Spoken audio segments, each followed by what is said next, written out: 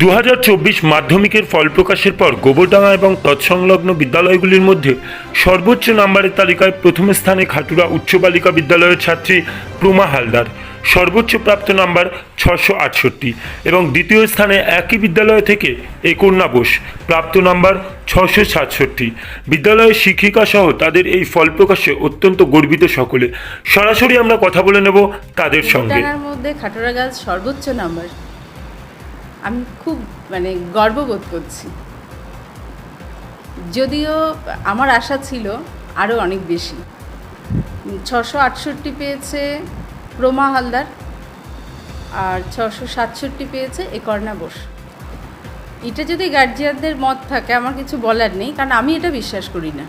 কারণ সব সময় পড়াশোনা করতে ভালো লাগে না, পাশাপাশি যদি তারা সংস্কৃতি মনস্ক হয়, পাশাপাশি যদি গান কবিতার মধ্যে থাকে, তাহলে আমার মনে হয় পড়াশোনার দিকে তাদের অ্যাট্রাকশানটা আরও বাড়বে। গোবরডাঙ্গা এবং পার্শ্ববর্তী এলাকার মধ্যে প্রথম স্থান, এই বিষয়ে তোমার কেমন লাগছে? ভালোই লাগছে। আপাতত এখন সায়েন্স নিয়ে পরবর্তীকালে মেডিকেল লাইনে যাওয়ার ইচ্ছা আছে।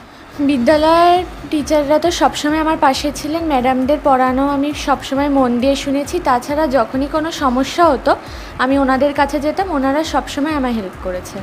আর তাছাড়া বাবা মার গুরুত্ব তো অনস্বীকার্য। মা সবসময় আমায় পড়াতো, আর বাবা আমাকে সব জায়গায় নিয়ে আসা নিয়ে যাওয়া করতো, আর বাবার কাছেও ইংলিশ পড়তাম। না, আমার কোনো বাধা ধরা টাইম ছিল না। যখন যেই সাবজেক্টে পড়ার ইচ্ছা করতো তখন সেটাই পড়তাম।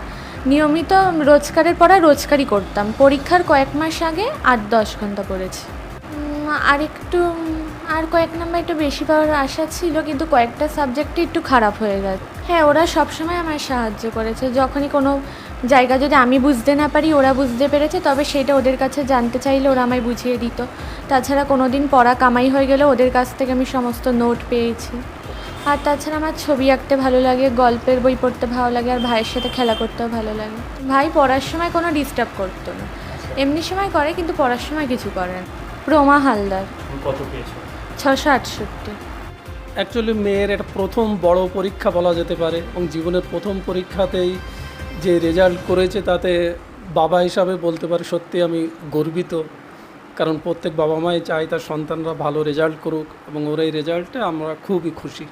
এখন আমার কাছে আমার নিজের সন্তান বা আমার ছাত্রছাত্রী তারাও আমার সন্তানের মতো, এবং তাদের কোনো সমস্যা হলে বা তাদেরকে পড়াশোনার ব্যাপারে হোক বা সব সময় আমি তাদেরকে সাহায্য করার চেষ্টা করি। আমার নিজের মেয়েকেও যেভাবে আমি পড়িয়েছি, এবং আমার স্কুলের অন্যান্য যে সমস্ত স্টুডেন্টরা আছে তাদেরকেও আমি বলেই দিয়েছি যে কোনো সমস্যা হলে আমার যখন অফ পিরিয়ড থাকবে তখন আমি তাদেরকে সাহায্য করি, বা তারা আমার কাছে যখন কোনো কিছু একটা না বুঝতে পারলে ক্লাসের বাইরে এসে যখন আমাকে জিজ্ঞাসা করে তখন আমি চেষ্টা করেছি তাদেরকে সাহায্য করার। এখন মেয়ের সাফল্যের পিছনে ওর মায়ের ভূমিকাটাই সবথেকে বেশি ছিল, কারণ কর্মসূত্রে আমাকে কলকাতায় চাকরি করতাম, যেহেতু আগের স্কুল কলকাতাতে ছিল, এবং যাওয়া আসার পিছনেই আমার প্রায় অনেক সময় চলে যেত। সকালে বেরোতাম আর দেখা যাচ্ছে সন্ধ্যার পরে বাড়ি ফিরতাম, এবং পুরো সময়টা মাই তখন গাইড করতো ওকে। সন্তানের সাফল্যে তো সমস্ত মা বাবার ভালোই লাগবে। ও নম্বরটা অ্যাকচুয়ালি আমাদের কাছে খুব একটা ম্যাটার করে না। আমরা চেয়েছিলাম সারা বছর ও একটু মন দিয়ে পড়াশুনো করুক, আর সাথে সাথে নম্বরটাও পেয়েছে, ভালোই লাগছে। হ্যাঁ, পরবর্তীতে ওর ইচ্ছে আছে ও সায়েন্স নিয়ে পড়ে মেডিকেল লাইনে যাওয়ার ইচ্ছা। এবার আমরা মা বাবা হিসেবে সবসময় ওকে সাপোর্ট করি। ওর যেটা ইচ্ছা, ও যেদিকে যাইতে চাইবে আমাদের সাপোর্ট সবসময় আছে। ও ছোটোবেলা থেকেই প্রচণ্ড বাধ্য মেয়ে, মানে আমাকে কখনোই ওকে প্রেশারাইজ করতে হয়নি পড়াশুনোর ব্যাপারে। ও নিজের থেকেই পড়াশুনোটা করতো। ওর যখন ভালো লাগে ও বই নিয়ে বসে থাকে, আমি কখনোই জোর করিনি সেইভাবে। আর প্রতিদিনের পড়া সেটা ও প্রতিদিন করে রাখতো। যার খুব একটা পড়াশুনো নিয়ে চাপ ওর ওপর ছিল না। এইভাবেই সাফল্যটা এসেছে। স্কুলের অবদান অনস্বীকার্য। মানে স্কুলের দিদিমণিরা প্রতিটা সময় ওর পাশে থেকেছেন। যখন যে কোনো সমস্যায় ও তাদের সাহায্য পেয়েছে, এমনকি ফোন কলেও ওনারা ওকে সাহায্য করেছে। বাচ্চার উপর জোর করে পড়াশুনোটা চাপিয়ে না দিয়ে ওদের ভালো, মানে ওরা যাতে ভালোবেসে পড়াশুনোটা করে সেইভাবে যদি ওদের মোটিভেট করা যায় তাহলে সাফল্যটা সহজে আসবে আমার মনে হয়। আমি পেয়েছি 667। সবথেকে বড় অবদান বলতে তো আমার পাশে রয়েছেন আমার মা আর আমার বাবা। সাপোর্টটা তাদের না থাকলে তো এই জায়গায় পৌঁছানো যায় না। এবং তার সাথে সাথে স্কুল তাদের মোটিভেশন এবং টিউটার্স সমস্ত কোচিং সব জায়গার একটা বড় অবদান রয়েছে। তবে সবথেকে বড় অবদানটা বাবা মা, যারা দীর্ঘদিন ধরে শুধু মোটিভেট করে গেছে ভালো পড়াশুনো। খুবই ভালো লাগছে যে এই জায়গাটা পেয়েছি। আমার আঁকতে খুব ভালো লাগে, ড্রয়িং ফেভারিট। তাছাড়াও গান মাঝে মাঝে শুনি, নিজের মতো চেষ্টা করি। না, সেরকম ধরা বাঁধা রুটিন নয়, তবে পড়তে যাওয়ার পাশাপাশি যতটুকু নিজের টাইম পেতাম পড়তাম। সেরকম ধরা বাঁধা যে নির্দিষ্ট এত সময় পড়তে হবে এরকম কিছু ছিল না। এখন সেমিস্টার ব্যবস্থা শুরু হয়েছে আমি শুনেছি, তো সেই বরাবর এগোতে হবে, সেরকম ভাবে নজর দিতে হবে যাতে নিজের স্কিলটাকে আরও সুন্দর করা যায়, আরও ভালোভাবে সব কিছু রিপ্রেজেন্ট করতে পারি। এবং যত সম্ভব আমি শুনলাম যে কম্পিটিশানটা আরও বেড়ে গেছে, তো সেইভাবে নিজেকে প্রস্তুত করার চেষ্টা করব। আমি চেষ্টা করব মেডিকেল নিয়ে পড়ার, ইচ্ছা আছে।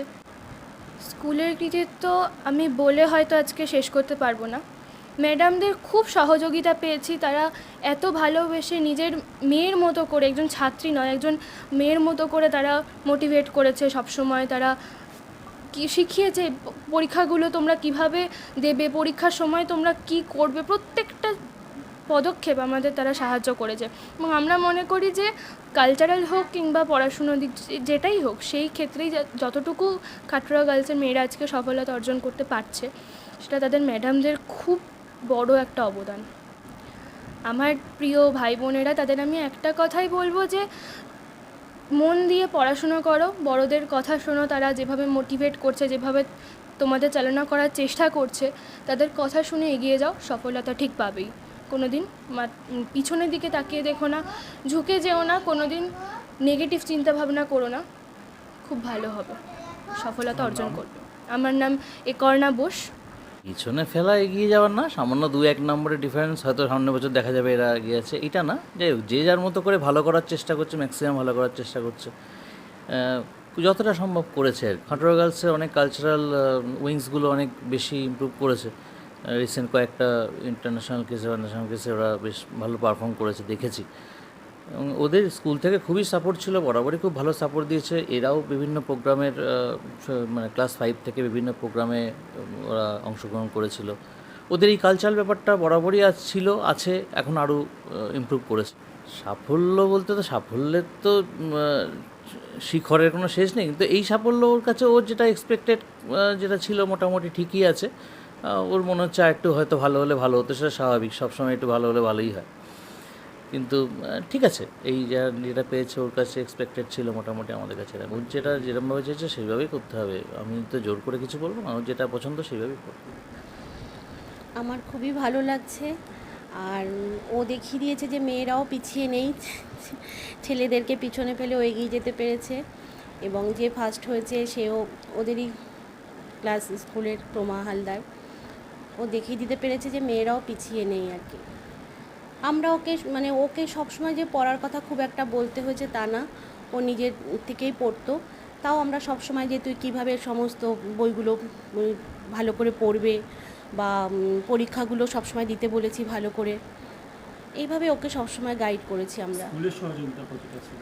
স্কুলের ম্যামরা তো একদম, ও যেটা বললো যে একদম নিজের মেয়ের মতো করেই দেখেছে, এবং ম্যামরা ফোন করেও ওদেরকে যথেষ্ট সাহস দিয়েছে, এভাবে পড়ো না, এইভাবে প্র্যাকটিস করো। ওর ইচ্ছে ও মেডিকেল নিয়ে পড়বে, এখন সেটাও কতটা কি করতে পারবে ওর ইচ্ছেটাই সব। সহযোগিতা হ্যাঁ।